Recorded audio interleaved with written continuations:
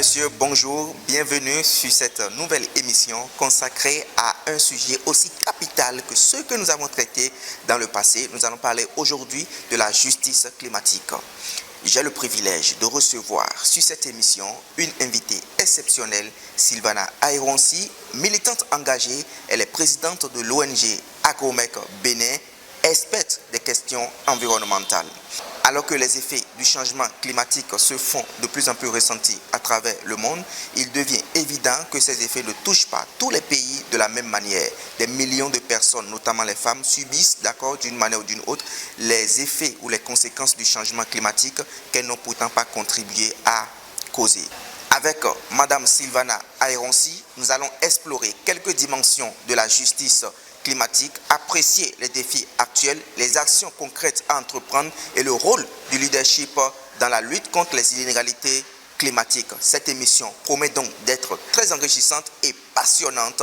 Voilà pourquoi nous vous invitons à nous suivre avec une attention particulière. Alors nous allons commencer, nous allons nous tourner vers notre invité et lui souhaiter la bienvenue sur cette émission. Bonjour Madame Sylvana Ayronsi. Bonjour Monsieur le journaliste. Merci d'avoir accepté notre invitation. Tout le plaisir est pour moi. Alors comme je le disais tout à l'heure, le thème ou la thématique que nous allons aborder touche la justice climatique. Et puisque vous êtes une experte en ce qui concerne des questions environnementales, nous allons commencer. Alors d'une manière brève et synthétique, est-ce que vous pouvez nous donner un aperçu, une brève définition de ce qu'on entend par impact disproportionné? Merci Monsieur le journaliste pour votre question. À l'entame de mes propos, je dirais que la justice climatique, c'est un contexte aujourd'hui qui nous touche de façon globale. Et ce concept selon lequel les populations les plus vulnérables, qui ont le moins contribuer au changement climatique, sont souvent les plus touchés par ces effets. Donc la justice climatique vient corriger ces inégalités en assurant une répartition équitable des coûts, des bénéfices liés à l'action climatique. Nous ne pourrions parler de justice climatique sans parler de résilience climatique, c'est-à-dire la résilience des communautés les plus vulnérables.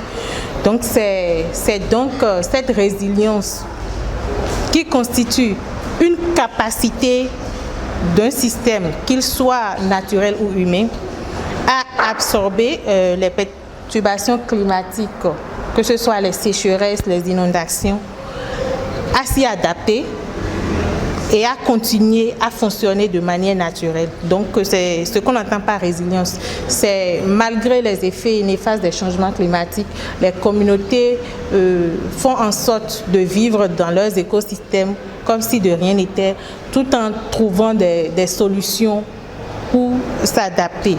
Alors, il s'agit de renforcer aujourd'hui les capacités d'un territoire, d'une communauté pour les aider à faire face au changement climatique. Donc, renforcer la résilience climatique, c'est aussi œuvrer pour une plus grande justice sociale et environnementale. Et tout ceci en quoi faisant? C'est en permettant aux communautés les plus vulnérables de mieux faire face aux impacts du changement climatique, en réduisant les inégalités, toutes formes d'inégalités qui pourraient se poser autour de la question, afin d'assurer un avenir équitable pour tous. Donc, il est évident aujourd'hui que les questions de perturbation, de variabilité climatique touchent nos communautés de plein fouet et par surcroît les femmes agricultrices, productrices qui font tourner aujourd'hui l'économie sociale. Merci. Alors aujourd'hui, nous ne pouvons pas parler des effets disproportionnés du changement climatique et sans aborder les raisons ou les causes pour lesquelles on observe aujourd'hui ces changements climatiques. Mais d'abord, avant d'aller en profondeur dans les causes, je voudrais vous demander quelles sont ces raisons-là qui font qu'aujourd'hui, on a hommes et femmes, mais on dit que les femmes sont les plus touchées? C'est évident que lorsqu'il y a inondation, les femmes et les hommes ne sont pas touchés de la même manière. La jante masculine a cette capacité, cette force. Lorsqu'il y a inondation, tremblement de terre ou même sécheresse, les hommes ne sont pas déjà au premier plan. Ce sont les femmes et les enfants, les personnes âgées qui sont le plus touchées parce qu'ils ont moins d'aptitude à faire face à une inondation. Par exemple, quand il y a montée des eaux, plus d'hommes savent nager que de femmes déjà. Donc c'est une évidence que lorsque les eaux montent, les hommes ont cette capacité rapidement à aller de l'autre côté, par exemple, du village ou à nager, alors que les femmes vont d'abord se préoccuper même de leur progéniture. Et donc, elles ne sont pas touchées de la même manière, elles sont plus fragiles. Quand il y a sécheresse, les femmes sont au champ, elles ont moins de force à travailler la terre quand la terre est plus dure que les hommes, par exemple, qui ont plus de force physique à travailler la terre. Déjà, donc, quand il y a manque d'eau, les femmes sont celles-là qui vont au niveau des sources d'eau chercher de l'eau, vont à la rivière, vont au marigot chercher de l'eau. Donc elles ont plus de difficultés, par exemple, à puiser dans un puits qui est tari et dont la profondeur augmente lorsqu'il y a sécheresse, parce que c'est elles qui font la corvée d'eau. Du coup, ça se voit, c'est une évidence que lorsqu'il y a un phénomène naturel, les femmes sont plus exposées que les hommes. Alors, en abordant les impacts spécifiques, dites-nous comment est-ce que les changements climatiques peuvent toucher de façon négative la santé des femmes. Au regard de tout ce que nous venons de dire, il est aisé de dire que la femme produit plus d'efforts à s'adapter que l'homme. Elle est plus vulnérable, je dirais 2 fois plus vulnérable que l'homme. Donc en ces termes, elle est fragilisée psychologiquement, économiquement parlant. Lorsque il y a les pertes des récoltes, les femmes économiquement perdent leur autonomie financière, je vais dire. Donc déjà, psychologiquement, elles sont abattues, elles sont exposées sur le plan sanitaire. En somme, leur mental prend un coup. Donc la femme qui a subi les affres du changement climatique, il est clair qu'elle sera un peu plus fragile psychologiquement parlant que celle qui n'a rien vécu. Donc, et comment cela se manifeste sur le plan de la santé sexuelle et reproductive? Ben, c'est une évidence qu'une femme qui n'est pas épanouie dans sa vie de tous les jours ne soit pas sexuellement aussi active, parce que nous savons que la santé mentale et reproductive sont liées. Donc une femme qui est psychologiquement abattue aura forcément il y aura forcément des répercussions sur sa vie sexuelle et reproductive. Donc, à mon humble avis, les changements climatiques peuvent de façon indirecte avoir des conséquences psychologiques et mentales, voire sur le plan sexuel au niveau de la femme. Alors, de quelle manière pensez-vous que les changements climatiques peuvent-ils affecter les moyens de subsistance des femmes, en particulier dans celles vivantes dans celles des zones rurales? Je disais que nous sommes souvent en contact des femmes rurales, donc elles ont plus de difficultés, elles sont vraiment impactées par les effets des changements climatiques à cause des pertes énormes qu'elles enregistrent en matière de productivité agricole. Donc ce qui a du coup un impact sur leur rendement et les affaiblit à tout point de vue, économiquement parlant, sanitaire, sur le plan sanitaire et sur le plan financier. Parlant des déplacements, quand un homme et une femme se déplacent, on dit souvent que les déplacements affectent beaucoup plus les femmes que les hommes. Comment cela s'explique-t-il? Merci, monsieur le journaliste. Votre question me fait penser aux réfugiés climatiques. Parce que de nos jours, nous observons beaucoup de déplacements des communautés suite aux effets des changements climatiques. Les inondations répétées que nous observons, cycliques, qui se produisent au fil des années, amènent les communautés à se déplacer. Donc, nous parlons aujourd'hui de réfugiés climatiques. Donc, ces communautés se déplacent et deviennent des réfugiés, comme je le dis déjà. Mais cette fois-ci, pas des réfugiés de guerre, pas des réfugiés politiques, mais des réfugiés climatiques. Leur déplacement est dû aux effets néfastes des changements climatiques. Et lorsque ces communautés sont déplacées, malheureusement, les femmes sont plus touchées. Parce que dans les camps de réfugiés climatiques, les conditions de vie ne sont pas les mêmes que dans les villages. Donc, l'accès est limité déjà à l'eau. Les conditions d'hygiène et d'assainissement ne sont pas là. Et puis la femme est du coup impactée. Elle n'arrive pas à gérer correctement ses menstruations quand elle est une déplacée climatique, parce qu'il n'y a pas les infrastructures d'hygiène et d'assainissement permettant à la femme de vivre décemment. Absence d'eau, absence de toilettes adéquates pour gérer correctement les menstruations. Alors que un homme dans la communauté, un réfugié climatique homme, n'a pas forcément ces mêmes problèmes. L'homme, un déplacé climatique, peut ne pas prendre son bain pendant une semaine, alors qu'une femme réfugiée climatique, ce n'est pas possible. Il faut qu'elle se mette dans de bonnes conditions, d'où l'inégalité en matière de déplacement lié au changement climatique. Les enfants aussi, c'est pareil, les enfants ne sont pas les personnes handicapées, les enfants et les personnes âgées subissent plus les impacts des déplacements dus au changement climatique que les hommes, sexe masculin. Alors, donc, à vous entendre, il est clair que les femmes subissent atrocement les conséquences du changement climatique. Le niveau n'est pas comparable à celui des hommes. Alors, lorsque nous parlons aujourd'hui de changement climatique, nous entendons aussi les violences basées sur le genre. Est-ce qu'il y a un lien? Le changement climatique peut conduire à la multiplication des violences basées sur le genre? Naturellement, monsieur le journaliste, puisque nous disions tantôt dans mes propos liminaires que lorsque il y a perturbation climatique et que les femmes sont déplacées, elles subissent plus les affres de ces perturbations climatiques.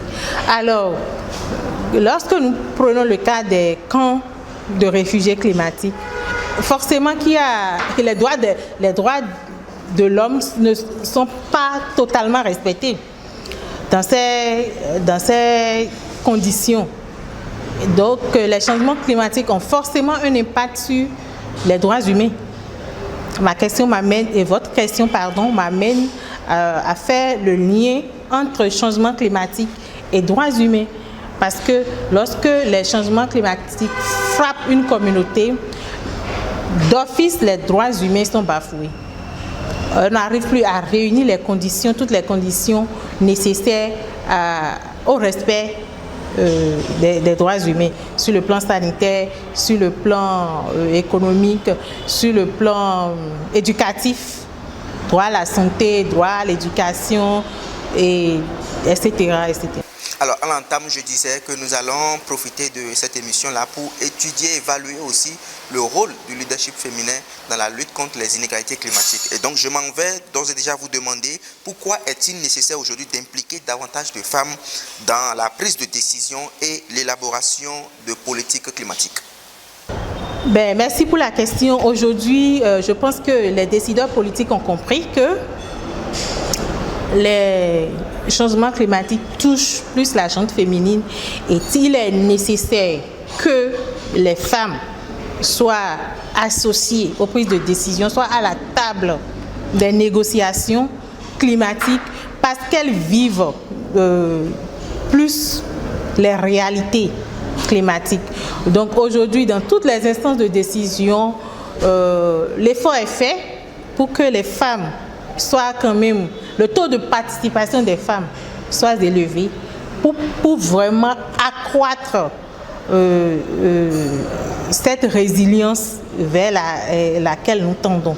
Parce qu'on ne peut pas parler de résilience climatique des femmes sans donner la parole aux femmes. Alors parlant justement de l'accroissement de résilience du côté des femmes, quelles sont les actions que vous, en tant qu'experte en questions environnementales, vous pensez ou vous préconisez, d'accord, pour les gouvernants en ce qui concerne la résilience? Merci pour votre question qui est une question aujourd'hui. Nous sommes à l'aide des différents COP. Actuellement se tient la COP biodiversité.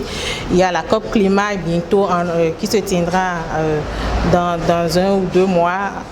Alors, lors de ces différentes négociations, il est important d'accorder la parole aux femmes et aussi de faire le lien, d'utiliser les droits humains comme un levier pour faire avancer la lutte contre les changements climatiques.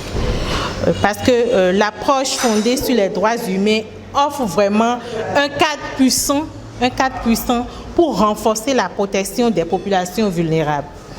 Alors, il faut aussi vraiment engager les États à prendre des mesures très ambitieuses, des mesures pour promouvoir la justice climatique déjà et pour mobiliser la société civile autour de la question des droits humains et des changements climatiques. Est-ce que vous voulez parler par exemple des financements qu'il faut octroyer aux OSC pour la multiplication des actions dans les communes? Tout à fait. Il faut vraiment que la société civile dispose des moyens financiers nécessaires pour pouvoir multiplier les actions sur le terrain, les sensibilisations, parce qu'aujourd'hui, les communautés ne sont pas forcément informées sur les mesures à prendre pour s'adapter au changement climatique. Alors, c'est le rôle de la société civile de travailler des mesures d'impact et d'adaptation, des mesures d'adaptation face au changement climatique. Alors, nous sommes en train d'aller pas à pas vers la fin de cette émission. Je ne saurais terminer sans vous demander, par exemple, quel est le rôle donc de l'éducation dans cette lutte-là que vous prenez. Forcément, monsieur le journaliste, l'éducation a un rôle très important parce que l'éducation à la base, aujourd'hui nous parlons de plus en plus d'éducation environnementale en milieu scolaire. C'est déjà ça qui nous permet d'enseigner aux tout petits ce que c'est que les changements climatiques, ce que c'est que la biodiversité, ce que c'est que le cycle de l'eau, les effets de serre, l'émission des CO2, tout ce qui entre toutes ces thématiques qui tournent autour des changements climatiques.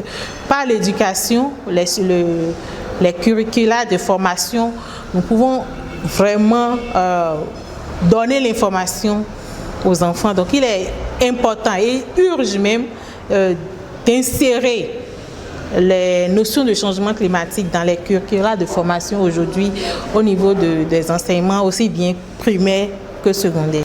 Alors vous, en tant que présidente d'une organisation qui travaille dans ce sens-là, quelles sont déjà les actions que vous avez menées sur le terrain et qui participent, d'accord, à atténuer l'effet des changements climatiques dans le camp des femmes? Monsieur le journaliste, vous me prenez au vif, mais je vous dirai quelques actions, pas toutes les actions que nous faisons en tant que responsable d'ONG, travaillant avec les organisations paysannes de femmes. Déjà, nous, avec les communautés, nous faisons beaucoup de sensibilisation sur les changements climatiques. Et pour les femmes agricoles, nous les enseignons les techniques améliorées pour vraiment produire aujourd'hui, mettre en tête des cultures qui sont vraiment adaptées aux perturbations, aux saisons que nous observons aujourd'hui. Donc, on leur apprend des techniques améliorées de production pour tendre déjà vers le bio, mais aussi des semences améliorées, adaptées aujourd'hui aux saisons qui sont vraiment changées, tout est un peu bouleversé. Alors il y a des semences à cycle court qui favorisent aujourd'hui une bonne récolte, une bonne, comment je vais dire, une bonne production au niveau des agricultrices. En dehors de ça, nous sommes dans l'hygiène et l'assainissement de base et nous faisons en sorte de promouvoir les lois liées à l'accès à l'eau pour tous, parce qu'aujourd'hui, sans eau, nous ne pouvons rien, sans eau, je vais dire, nous ne pouvons rien faire.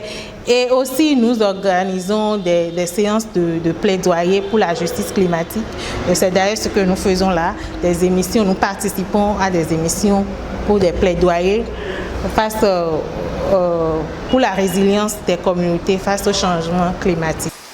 Merci beaucoup à vous, Madame Sylvana Ayronsi, pour vos éléments de réponse. Votre mot de fin.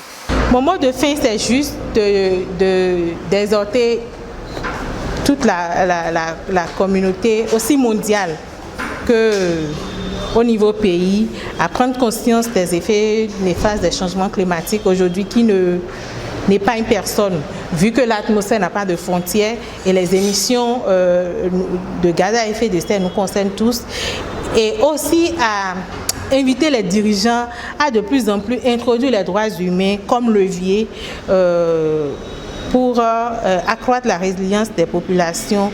Ainsi, nous pouvons contribuer à accélérer la transition vers un avenir juste et durable. Je vous remercie. La transition vers un avenir durable. Merci beaucoup, Madame Sylvana Ayronsi, pour avoir été des nôtres ce matin.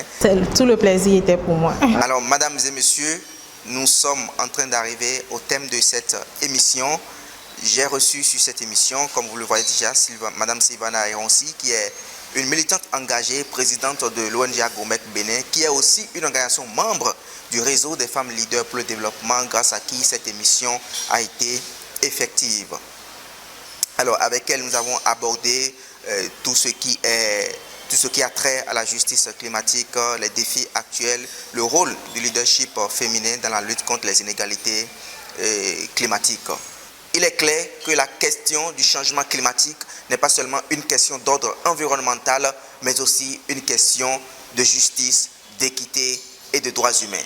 Nous devons donc nous engager pour que la transition vers un avenir durable soit juste, inclusive et prenant en compte tous les besoins des communautés les plus défavorisées. C'était Pancras Gandaro à la présentation. À très bientôt pour une nouvelle émission.